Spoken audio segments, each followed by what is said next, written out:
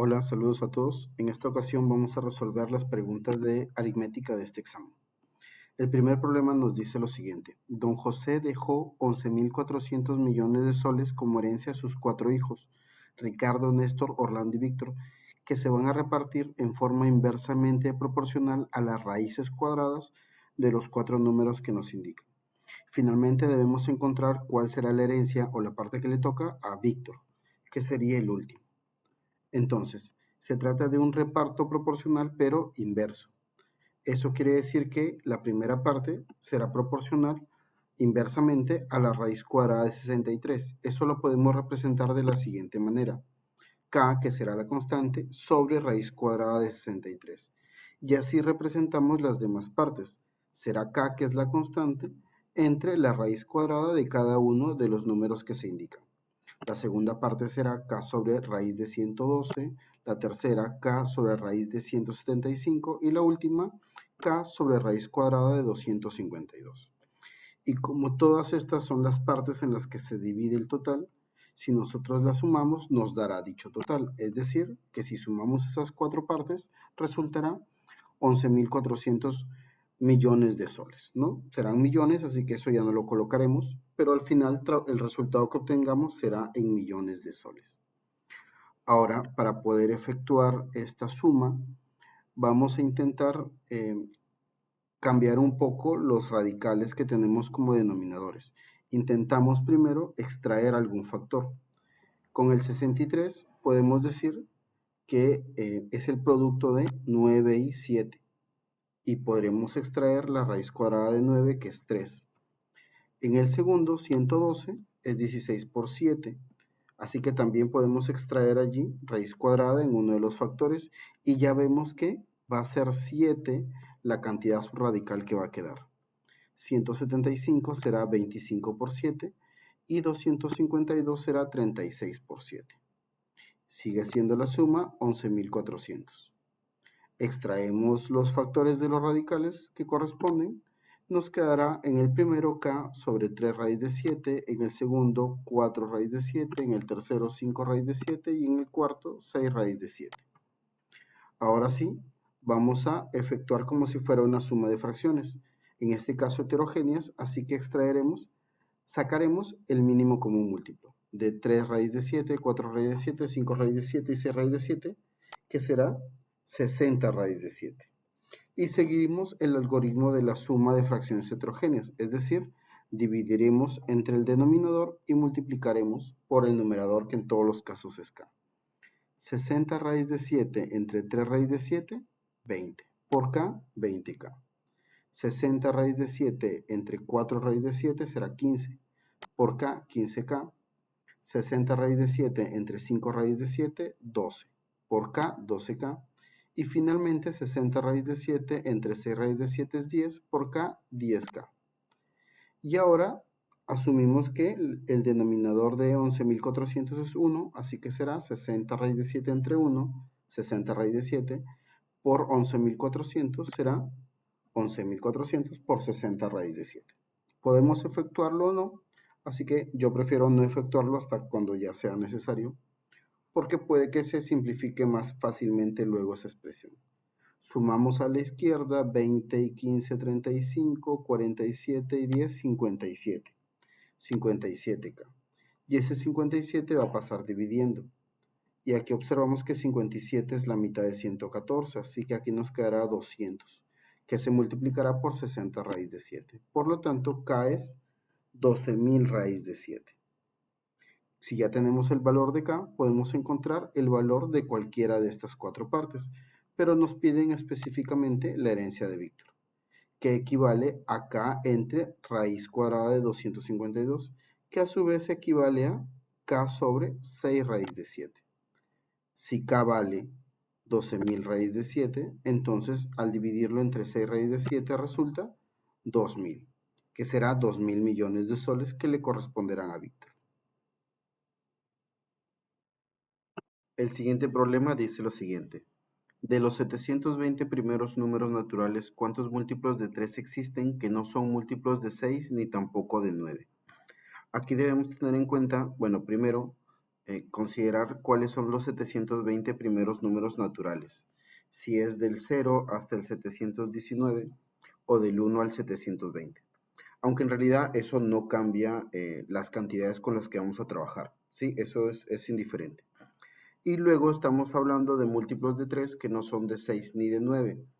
¿Por qué? Porque hay múltiplos de 3 que también son de 9, pero algunos que no lo son. Y que hay múltiplos de 3 que también son múltiplos de 6, pero algunos no lo son. Así que vamos a trabajar también con conjuntos. Vamos a empezar encontrando la cantidad de múltiplos de 3 que hay en los 720 primeros números naturales. Yo voy a considerar que empiezo desde 0, por lo tanto será hasta 719. Y los múltiplos de 3 los representaré como 3K. Este 3 pasará a dividir, así que el valor de K estará desde 0 hasta antes de 240. Eso me dará que hay 240 valores para K. O lo mismo que hay 240 múltiplos de 3 entre los primeros 720 números naturales. Así que vamos a seguir esa misma mecánica para los siguientes múltiplos, porque queremos también cuántos múltiplos de 6 hay y cuántos múltiplos de 9 hay. En principio hay 240 múltiplos de 3. Eso lo representamos en este conjunto. Ahora, ¿cuántos múltiplos de 6 hay desde 0 hasta antes de 720? O desde 1 hasta 720 para el que considera ese intervalo exacto. Vamos a ver, ya no voy a utilizar K, sino diré que los múltiplos de 6 serán 6A. Serán mayores o iguales a 0 y menores a 720. Si simplificamos el 6, tendríamos que la cantidad de números que son múltiplos de 6 va desde 0 hasta antes de 120. ¿Cuántos habrán en total? Habrán 120. Podemos completar nuestro diagrama de Venn de conjuntos. Los múltiplos de 6 están incluidos en el conjunto de múltiplos de 3 y serán 120. Ahora, ¿cuántos múltiplos de 9 habrán?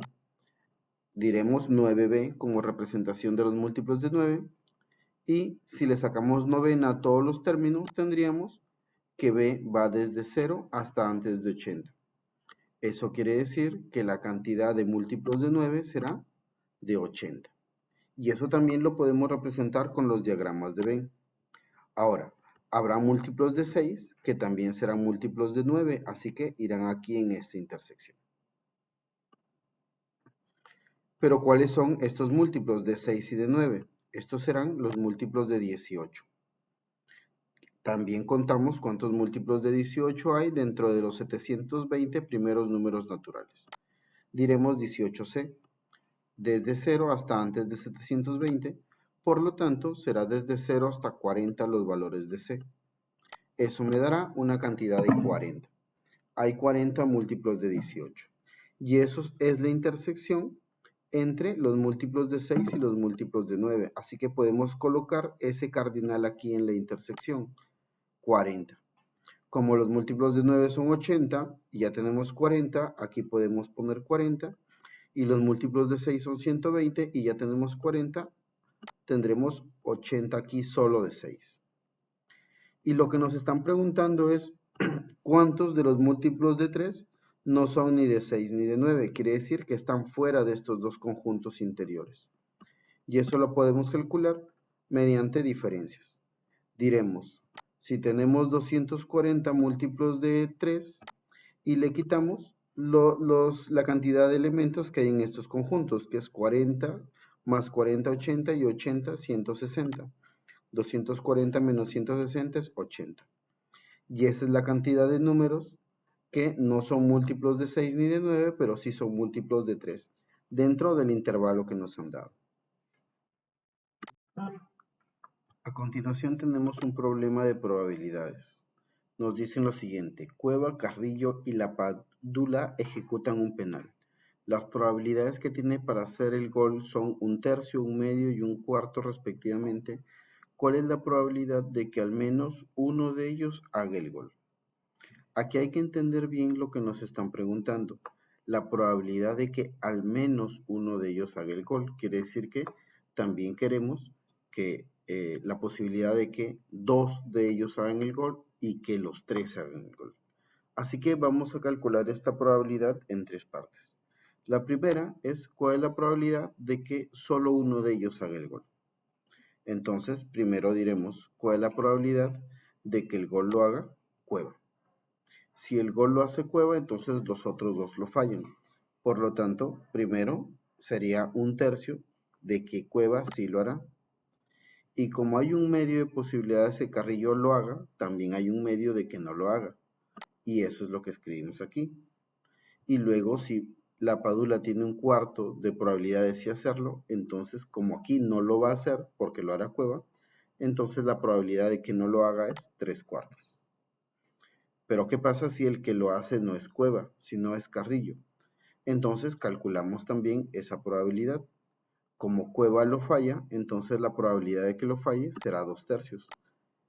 La probabilidad de que lo haga Carrillo es 1/2 y la probabilidad de que lo falle la Padula es 3/4.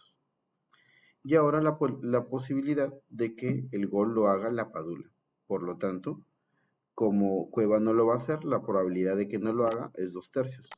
La probabilidad de que Carrillo no lo haga es 1/2 y la probabilidad de que la Padula sí lo haga es 1/4. Y calculamos la operación que tenemos aquí. Aquí podemos simplificar 3 y 3 y nos quedará 1/8. Para la segunda parte podemos simplificar 2 y 3 y nos quedará 1/4. Y para la tercera podemos simplificar 2 y 2 y nos quedará 1/12. Si sumamos estos resultados obtendremos que la probabilidad de que uno de ellos haga el gol es de 11/24. Ahora calcularemos la probabilidad de que 2 de ellos hagan el gol de forma similar. Primero diremos que el gol lo haría Cueva y Carrillo. Entonces diremos, la probabilidad de que lo haga Cueva es 1/3 y la probabilidad de que lo haga Carrillo es 1/2. Y la probabilidad de que no lo haga la Padula es 3/4. Así que tendremos ese producto. Pero ahora tenemos que sumarle la probabilidad de que los que hagan gol sean Cueva y la Padula. Así que será 1/3 para Cueva, 1/2 de fallo de Carrillo y 1/4 de acierto de la Padula. Y finalmente, para esta parte, calculamos la probabilidad de que los que hagan el gol sean Carrillo y la Padula. Así que Cueva lo fallará y la probabilidad de que lo falle es 2/3. Carrillo lo hace, la probabilidad de que lo haga es 1/2 y la Padula lo hace, cuya probabilidad es 1/4. Nuevamente, aquí tendremos 1/8, aquí tendremos 1/24 y aquí tendremos 1/12. Y sumamos esos valores. Tendremos entonces 1/4, que es la probabilidad de que 2 de ellos hagan el gol. Y finalmente calculamos la probabilidad de que los 3 hagan el gol. En este caso será solamente un producto donde multiplicamos estos 3 valores, porque aquí buscamos la probabilidad de que los 3 hagan el gol. Así que sería 1/3 por 1/2 por 1/4. Y eso será 1/24. Y ahora, ¿cuál es la probabilidad total de que al menos uno de ellos haga el gol? Sería sumar las probabilidades anteriores. Así que al resolver eso, obtendremos que la probabilidad de que al menos uno de ellos haga el gol es 3/4. Una forma alternativa de resolver este problema es utilizando el complemento de la probabilidad que me están pidiendo. Es decir, si a mí me preguntan cuál es la probabilidad de que al menos uno de ellos haga el gol, yo puedo encontrar primero, y de forma más simple, la probabilidad de que ninguno haga el gol. Y eso lo puedo calcular así. Probabilidad de que ninguno haga el gol sería probabilidad de que no lo haga Cueva sería 2/3, de que no lo haga Carrillo 1/2 y de que no lo haga la Padula 3/4. Y si calculo esa probabilidad me va a salir 1/4. Pero no es lo que yo busco, lo que yo busco es que al menos uno de ellos haga el gol. Es decir, cuál es el complemento de esta probabilidad que he calculado. Entonces, la probabilidad de que al menos uno haga el gol sería 1, que es la probabilidad total, menos lo que he calculado antes, la probabilidad que ninguno haga el gol. Y el resultado es 3/4. Y de esta manera también puedo encontrar el resultado del problema. Pero aquí sí tengo que entender bien cuál es el evento que es complemento uno del otro. Tenemos ahora una secuencia numérica y nos piden calcular la suma de sus 20 primeros términos. Y bueno, indicar la suma de cifras de ese resultado. Tenemos 3, 4, 7 y 12 como los términos de esta serie. Y lo que vamos a hacer es buscar cuál es la regla de formación por suma primero. Entonces tendríamos de un término a otro más 1, más 3, más 5. Y en la segunda línea ya tenemos ya más 2, más 2, más 2. Si tenemos dos líneas que me dicen cómo se va formando esta serie de números, entonces se tratará de una serie de términos cuadráticos. Por lo tanto, diremos que el término general tiene la forma an cuadrado más bn más c. Y en el caso del 3, el primer término, n vale 1. Así que si lo reemplazamos, tendríamos 1 al cuadrado 1 por AA, 1 por BB, y tendríamos que A más B más C es igual a 3. Y así consideraremos el segundo término que es 4 cuando n vale 2 y el tercer término que es 7 cuando n vale 3. Entonces, si n vale 2, n al cuadrado es 4, 2 por b es 2b, más c será 4. Y para el tercer término sería 3 al cuadrado 9 más 3 por b más c igual 7. Ahora hay un sistema de tres ecuaciones con tres incógnitas. Para poder resolverlo podemos restar cada igualdad con la anterior. Diremos 4a más 2b más c igual a 4, le restamos la igualdad anterior, a más b más c igual 3. Y obtendremos 4a menos a 3a, 2b menos bb, las c se van y 4 menos 3, 1. 3a más b es igual a 1. Hacemos lo mismo con las dos últimas igualdades. Diremos 9a menos 4a será 5a, 3b menos 2b, 1b, c menos c 0 y 7 menos 4, 3. Volvemos a hacer lo mismo aquí, restamos la segunda menos la primera. 5a menos 3a, 2a, las b se van y 3 menos 1, 2. Con esto ya vamos a ir encontrando cada uno de los valores de a, b y c. A sería igual a 1. Si A es 1, entonces sería 3 por 1, 3, más B igual 1. Así que B vale menos 2. Y podemos observar la primera igualdad y diríamos 1 menos 2 menos 1, más C es igual a 3, así que C vale 4. Tenemos entonces ya el término general de esta sucesión. Y será un n cuadrado menos 2n más 4. Pero si nos piden la suma de los 20 primeros términos, lo que podemos utilizar es una sumatoria. Y debemos encontrar entonces la sumatoria de n cuadrado menos 2n más 4 desde n vale 1 hasta n igual 20, es decir, de los 20 primeros términos. Aquí vamos a aplicar propiedades de sumatoria, ya que podemos separar las sumatorias para cada uno de los términos. Diremos entonces que esta sumatoria es igual a la sumatoria de los números al cuadrado de 1 al vigésimo, luego restarle la sumatoria de los términos 2n, o también podemos sacar este 2, también hay una propiedad que nos indica eso, y sería el doble de la sumatoria de la serie de números cuya forma es n, desde el 1 hasta el 20. Y finalmente la sumatoria de los 20 términos cuyo valor es 4. Así que tendríamos estas tres sumatorias que vamos a calcular y al final vamos a restar y sumar. Empezaríamos con la sumatoria de los cuadrados. Diremos, en este caso el valor final de n es 20, así que será 20 por 20 más 1 por 2 por 20 más 1 y todo dividido entre 6. Esa primera sumatoria resultará 2870. Para la segunda, en el caso de la suma de los números naturales, sería n por n más 1 sobre 2, entonces 20 por 21 sobre 2. Y eso lo vamos a multiplicar por este 2. Así que nos quedará 20 por 21 igual a 420. Y por último aquí sería sumar 4 más 4 más 4 20 veces, que es lo mismo que decir 20 por 4. Así que ahí tenemos 80. Ahora, la sumatoria total sería 2.870 menos 420 más 80. Y eso es igual a 2.530. Y si sumamos las cifras de ese resultado, 2 más 5 más 3 más 0, el resultado es 10. Y esa es la respuesta a este problema planteado. Tenemos ahora un problema de conjuntos. Nos dicen, en un aula de 35 estudiantes, algunos desarrollaron exámenes de aritmética o geometría.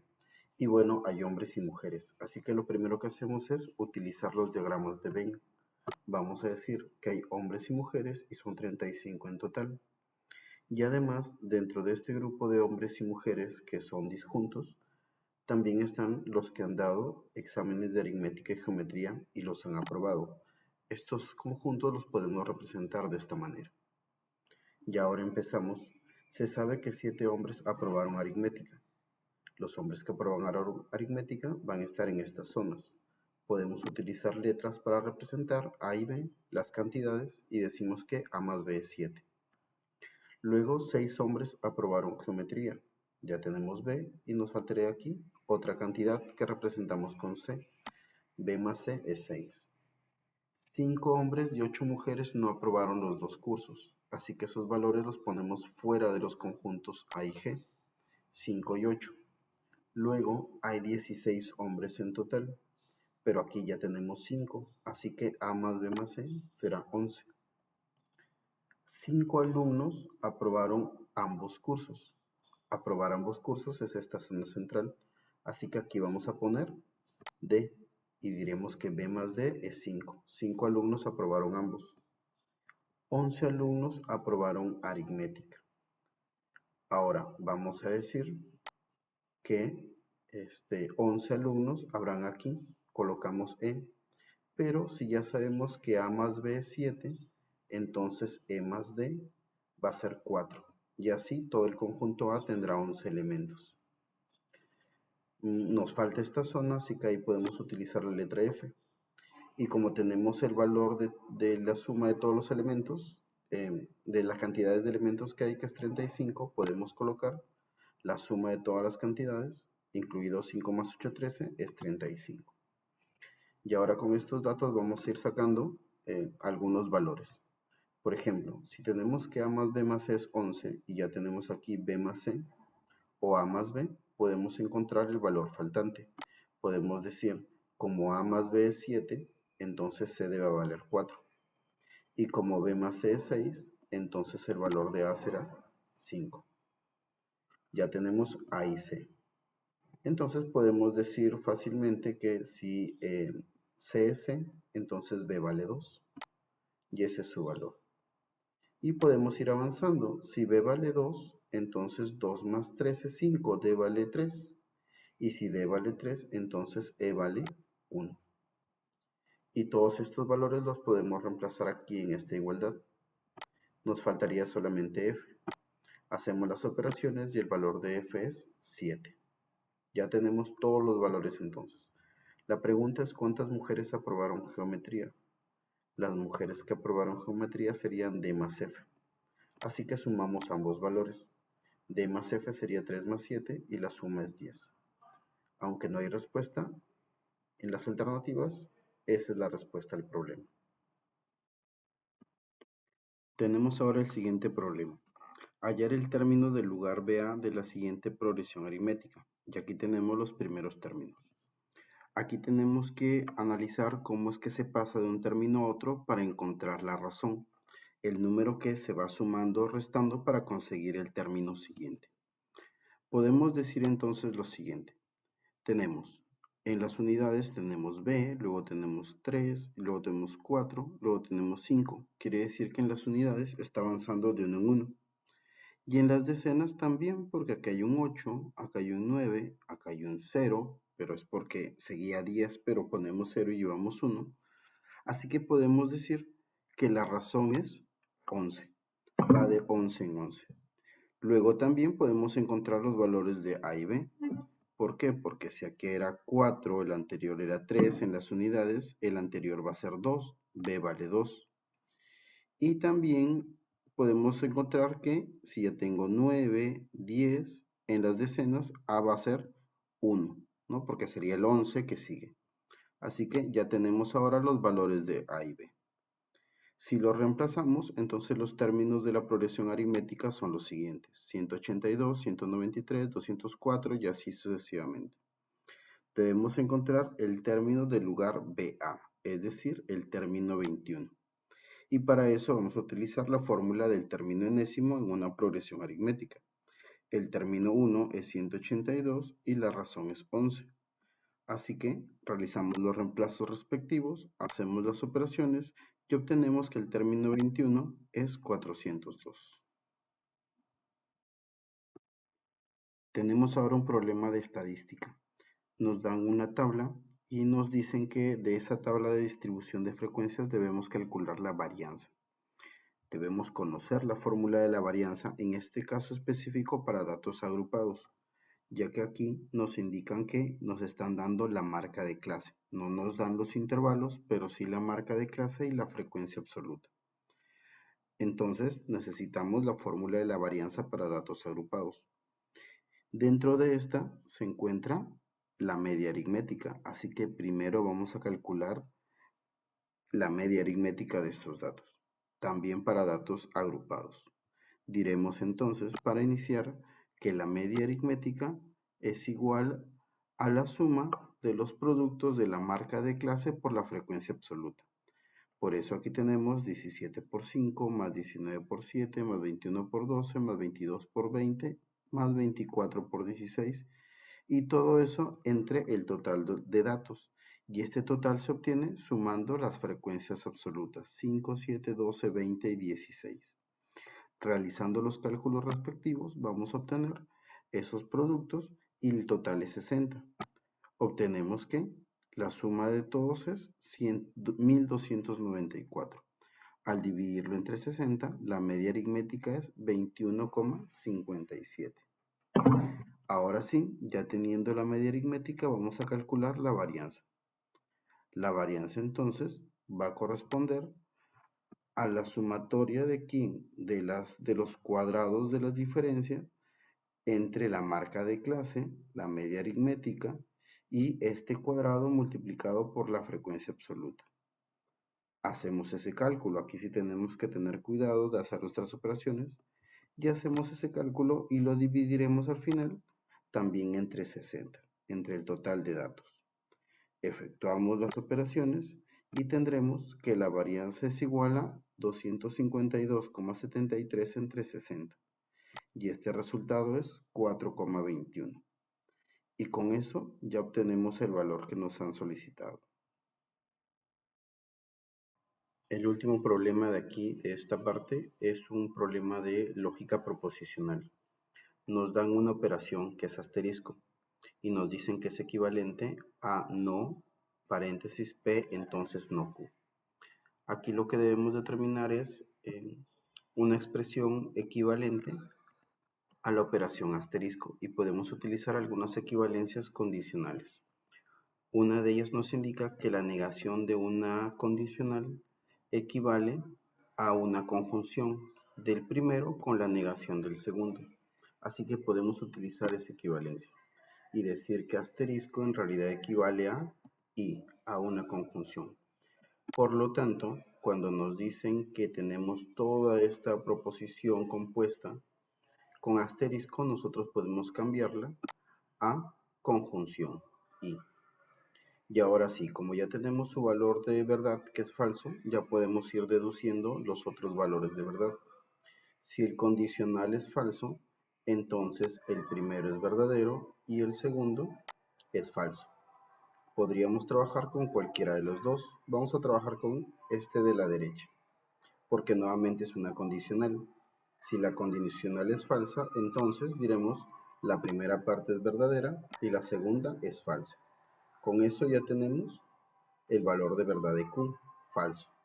Y aquí a la izquierda es una conjunción. Para que la conjunción sea verdadera, ambos tienen que ser verdaderos.